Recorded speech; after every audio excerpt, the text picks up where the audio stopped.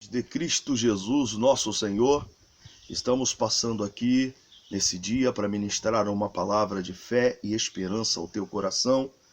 E é uma palavra que mexeu muito comigo, porque ela está baseada no livro de Atos, no capítulo 20, do versículo 17 até o versículo 36. Eu não vou ler esse texto todo, mas eu quero me ater apenas 3 versículos, que fala assim: quando chegaram eles disse: vocês sabem de que este dia em que cheguei à Ásia e me dediquei totalmente a vocês, oferecendo minha vida, servindo o Senhor como podia, enfrentando armadilhas que os judeus prepararam contra mim, e nada fui mesquinho.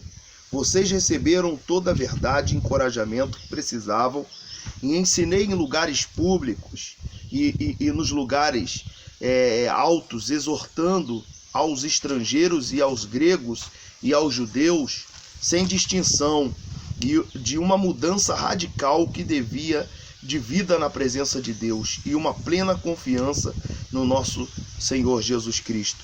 Mas agora, numa outra realidade urgente diante de mim, sinto-me impelido a ir a Jerusalém.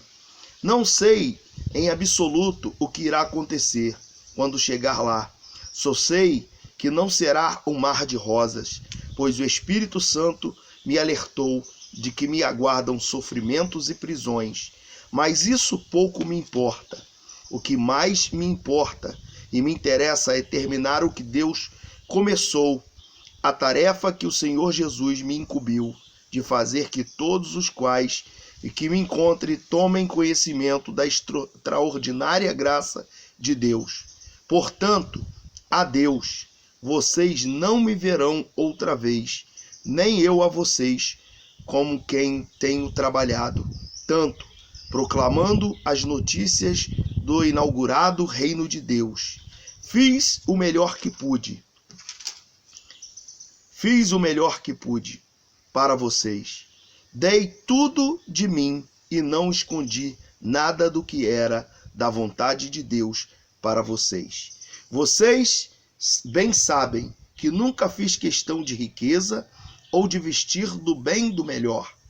Com estas mãos limpas, cuidei das necessidades básicas, minhas e dos que trabalharam comigo.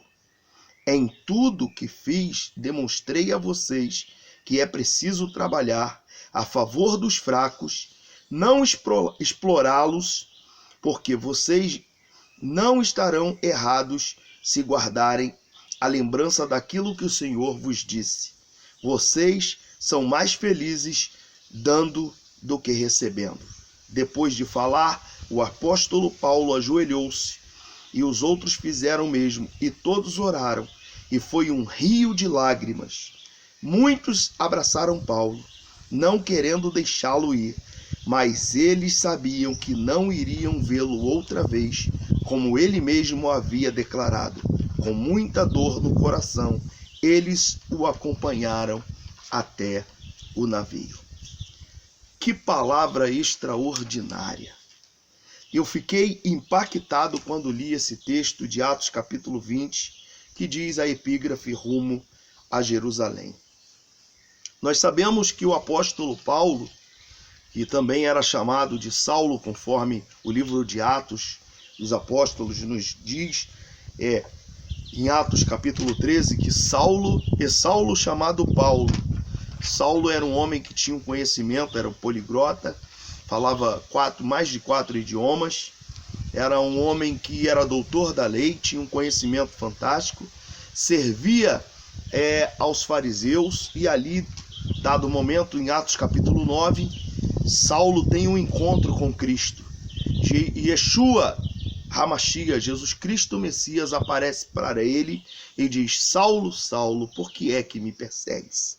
E ali ele vai para a rua chamada Direita, e ali ele fica com seus olhos fechados, e Ananias é chamado pelo Espírito de Deus para ir ministrar sobre Paulo, e Saulo recebe ali a cura, e daquele momento ele verdadeiramente se entrega de corpo, alma e espírito ao Senhor Jesus, e passa por uma grande transformação na sua vida.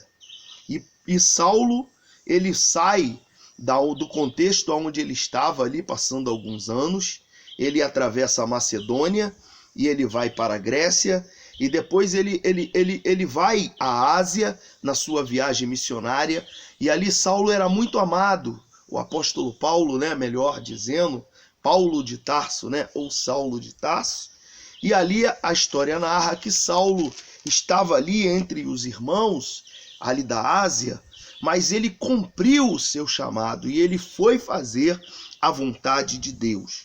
Mas o que me chama a atenção nesse texto é que Saulo, ele mostra para aqueles irmãos, no momento de despedida, né, no momento de dor, porque a despedida ela é um ato muito terrível. Eu quando faço viagens missionárias e eu vou me despedir das pessoas, ou quando eu vou me despedir de algum parente, quando eu vou me despedir dos meus filhos, da minha esposa, eu fico muito quebrantado, porque há um compungir no meu coração, há um quebrantamento. Agora você imagina quando você está ao lado de alguém que você ama tanto, e você não vai mais ver aquela pessoa, você não vai ter mais o sentimento de ver aquela pessoa. E ali o efeito, né, da despedida, do adeus, da partida, da separação, ele machuca muito. E eu imagino o que Saulo não estava sentindo ali, né? Porque ele amava aquele povo, mas ele cumpriu o seu chamado. E ele disse para aqueles irmãos ali que o amavam tanto, que eles não o veriam mais. E eu pergunto para você, meu amigo, minha amiga que está aí do outro lado, e se hoje fosse o último dia daquela pessoa que você mais ama, daquela pessoa que você mais quer bem? E às vezes nós estamos tão desapercebidos aí com os nossos problemas, com as nossas angústias, com as nossas aflições, com os nossos procedimentos, nossos trabalhos, porque a vida ela é uma correria, a vida é uma batalha, como disse o apóstolo Paulo, né? Que é como um atleta que corre num campo, né? Ali e em alta velocidade, atrás da coroa corruptível. Mas nós não, nós estamos correndo atrás da coroa incorruptível, que é o que a palavra de Deus nos garante. E Paulo, quando ele vai se despedir daqueles irmãos ali da Ásia, o coração dele se quebranta de uma forma muito tremenda, porque eles nunca mais o veriam. E o que me chama a atenção é que Saulo, o apóstolo Paulo, ele sai para fazer a sua missão e ele sabe que ele vai passar por martírios, por cadeias, por sofrimentos, e ele não nega a sua fé. É um pouco diferente de hoje, né? A gente mora no Brasil, olha que maravilha. Estou aqui num sítio muito agradável, onde meu primo ele toma conta desse sítio, e ali eu vim aqui fazer essa filmagem, essa gravação para você, e eu fiquei pensando, hoje a gente vive um evangelho muito fácil, muito tranquilo, mas aquela época ali não era uma época de perseguição, era uma época difícil, porque o Império Romano dominava e ainda tinha muito da cultura grega, né? E passa a ter essa divisão de gregos e romanos e estrangeiros, e ele estava vivendo num contexto muito assim, que estavam acontecendo coisas, as descobertas naquela época, e não tinha a tecnologia que tem hoje, os aparatos que tem hoje, e as perseguições eram ferrenhas. Mas ele não mediu esforços, e ele disse: vou eu cumprir o meu chamado. Que você, meu amigo, independente, minha amiga, do que você passe na sua vida, cumpra o seu chamado, ainda que você tenha que dar a Deus aqueles que você mais ama, que pode ser seu pai, sua mãe, seus irmãos, seus filhos, quem for, mas faça a vontade do Senhor e prossiga, porque Jesus ele disse, né? O meu reino não é deste mundo. Este mundo é tão belo, a gente se prende a este mundo, mas a gente sabe que um dia nós estaremos com Jesus em direção a Jerusalém. Porque A vida é como a vereda do justo, né? É como a Bíblia diz, porque a vereda do justo é como a luz da aurora, que vai brilhando, brilhando, brilhando até ser dia perfeito. Que o dia perfeito, ele aconteça na minha e na sua vida.